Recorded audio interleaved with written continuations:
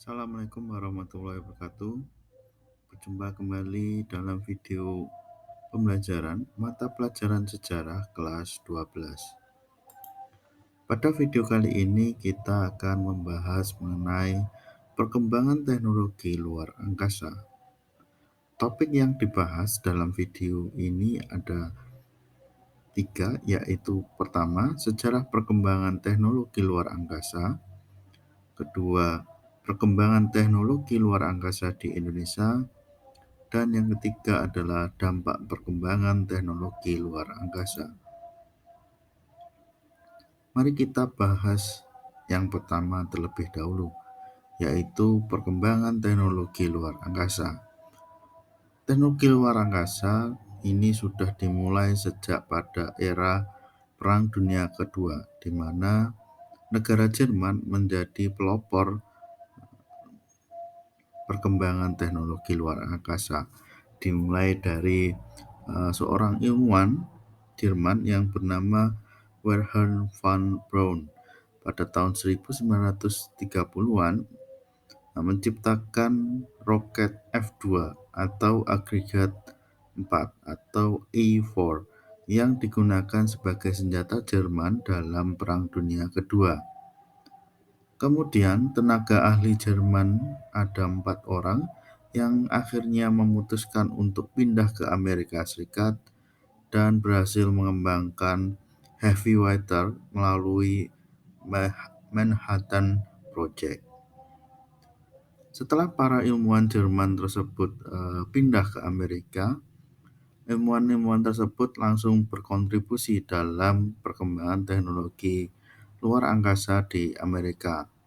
Ilmuwan-ilmuwan tersebut antara lain ada Wernher von Braun.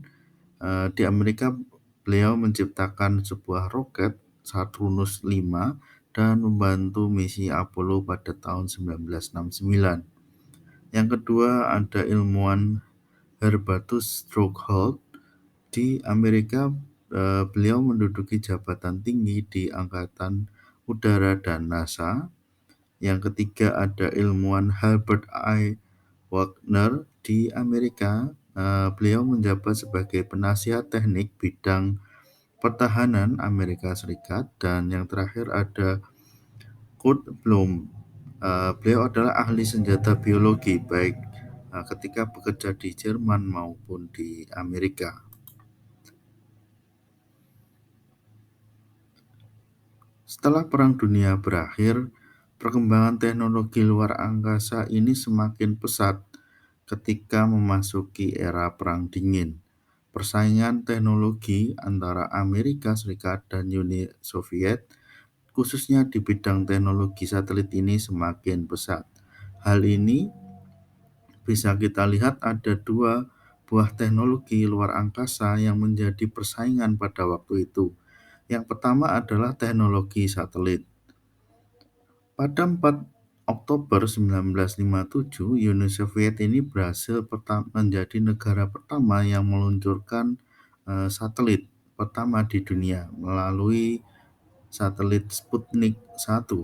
Sedangkan Amerika menyusul ketika tanggal 31 Januari 1958 meluncurkan satelit pertamanya, yaitu Explorer 1. Selanjutnya tidak cukup hanya pengembangan satelit, tetapi Uni Soviet juga meluncurkan astronot pertama yang bisa mengelilingi orbit bumi.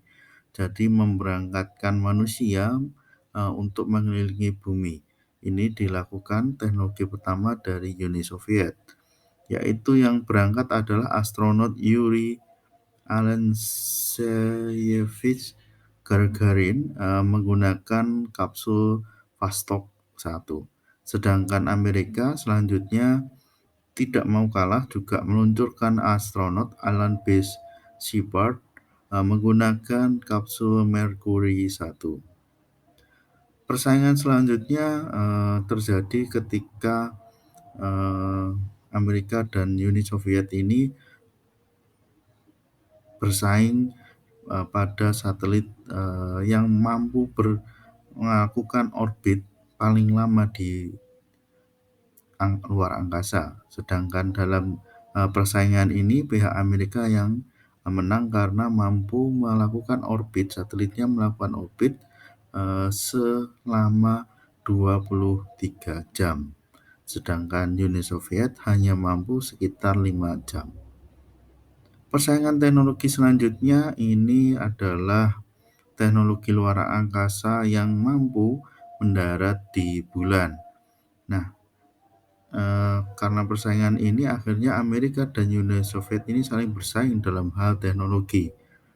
Pada tanggal 19 September 1959, Uni Soviet ini mengawali mengirimkan satelit tapi tidak ada manusianya, jadi tanpa awak, melalui satelit Lunik 2. Satelit ini tercatat sebagai satelit pertama yang mampu mendarat di bulan. Nah, tidak mau kalah dengan itu, 17 Juli 1969, Amerika mengejutkan dunia dengan meliput pendaratan manusia pertama di bulan menggunakan satelit Apollo 11 yang diawaki oleh Neil Armstrong dan Edwin Aldrin. Nah, pasca Perang Dingin,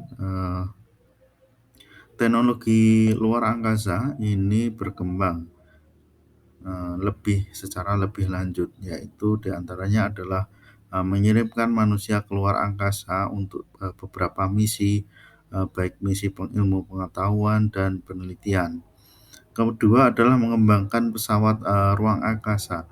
Jadi tidak hanya manusia ini ke bulan saja, tetapi juga nanti membangun yang namanya satelit ruang angkasa.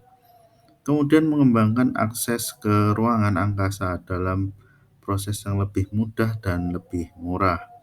Kita tahu dalam sekali memberangkatkan roket ini menghabiskan jutaan dolar, banyak sekali. Sehingga dikembangkan pesawat yang lebih murah yang bisa pergi ke luar angkasa biar tidak menghabiskan banyak anggaran. Kemudian menggunakan pesawat ruang angkasa untuk membangun stasiun ruang angkasa baik di Mars maupun planet-planet yang lain. Nah, ini mulai dikembangkan membangun ISS, International Space Station, di luar angkasa. Ini digunakan beberapa negara dan menjadi tempat transit sebelum ke Mars. Kemudian menghuni stasiun ruang angkasa dan menggunakan sebagian besar untuk ekspedisi ke bulan dan beberapa planet yang dekat dengan bumi. Hal yang bisa kita pelajari dalam materi ini adalah seperti ungkapan dari Neil Armstrong saat pertama kali mendarat di bulan, yakni apa yang dilakukan Neil Armstrong itu suatu langkah kecil bagi seorang pria. Tetapi apa yang dilakukan Neil Armstrong dan Amerika pada waktu itu merupakan sebuah lompatan besar bagi umat manusia. Selanjutnya adalah perkembangan teknologi di luar angkasa, yakni di Indonesia. Teknologi luar angkasa di Indonesia sejarah awalnya ini adalah Indonesia mendirikan sebuah badan yang menaungi mengenai penerbangan dan antariksa, yaitu adalah LAPAN. Tugas LAPAN sendiri difokuskan untuk pembuatan roket dan satelit pada tahun 1963. Pada perkembangannya dimulai era Presiden Soeharto, ini mulai membangun stasiun bumi di Jatiluhur 27 September 1969. Jadi membangun stasiun dasar dulu, baru stasiun yang di luar angkasa.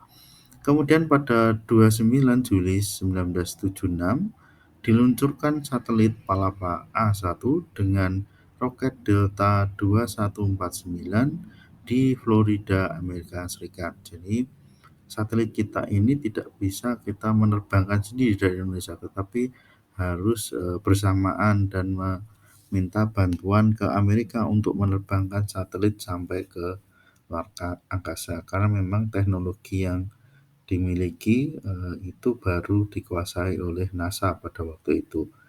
Kemudian dilanjutkan peresmian Sistem Komunikasi Satelit Domestik Palapa atau SKSD Palapa bulan Agustus 1976. Nah, dalam rentang waktu itu sampai 2012 kita jaringan komunikasi kita ini masih terpantau dan dihandle oleh jaringan SKSD Palapa ini. Kemudian di era modern, Lapan mengembangkan satelit sendiri hasil riset dan kerjasama dengan Jerman. Ini pada tanggal 10 November 2010, satelit komunikasi dan penginderaan jarak jauh milik Indonesia bernama Lapan A1 diluncurkan.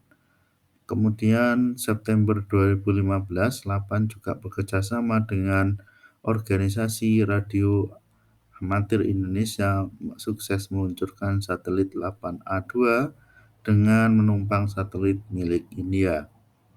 Dan yang keempat adalah bekerjasama dengan IPB untuk meluncurkan satelit Lapan A3 pada tahun 2016. Nah, ketiga satelit ini memiliki tugas yang hampir sama sebenarnya, tetapi teknologi yang ada di dalam satelit ini semakin berkembang. Kemudian yang terakhir 2018 ini satelit InSat mampu menjangkau layanan internet di seluruh Asia bahkan ke India. Jadi ada jaringan baru di proyek jaringan komunikasi dan internet di kawasan Indonesia khususnya di bagian timur. Jika kita melihat perkembangan teknologi luar angkasa di Indonesia ini cukup lumayan, artinya kita menduduki nomor 2 jumlah satelit terbanyak di ASEAN. Yang nomor 1 ada Singapura dengan 10 satelit, sedangkan kita ada 8 satelit, Thailand 5, Malaysia 4, Vietnam 3, Laos 1, kemudian Filipina 1. Pelajaran yang bisa kita ambil dari materi ini adalah luar angkasa adalah konsep inspirasi yang memungkinkan Anda untuk bermimpi. Nah, setelah kita membahas perkembangan teknologi luar angkasa baik di dunia maupun di Indonesia, apa dampak teknologi luar angkasa tersebut? Pertama, kita akan membahas dampak positifnya. Dampak positif dari teknologi luar angkasa adalah kemajuan teknologi informasi dan komunikasi. Kedua adalah kemajuan ilmu pengetahuan tentang dunia luar angkasa. Ketiga adalah kemajuan teknologi penginderaan jauh. Keempat adalah membantu menganalisa kondisi cuaca dan iklim di bumi. Kelima adalah berkembangnya teknologi internet, dan yang terakhir adalah untuk navigasi serta pemetaan wilayah yang ditunjukkan untuk kepentingan militer. Selain dampak positif, ternyata teknologi luar angkasa memiliki dampak negatif, yakni banyak sampah luar angkasa dari puing-puing roket, serpihan satelit, dan satelit yang sudah rusak dan tidak terpakai. Yang kedua adalah pencurian data pencitraan jarak jauh oleh suatu negara. Yang ketiga adalah kepentingan senjata untuk militer. Dan yang terakhir adalah pencurian data informasi melalui jaringan internet. Pelajaran yang bisa kita ambil dari materi ini adalah pergi ke luar angkasa mengajari saya tentang kecerdikan, tekad, dan kesiapan untuk apapun, seperti pendapat Kolonel Chris Hadfield. Demikian video kali ini. Terima kasih. Apabila ada kekurangan saya mohon maaf. Sampai jumpa di video berikutnya. Assalamualaikum warahmatullahi wabarakatuh.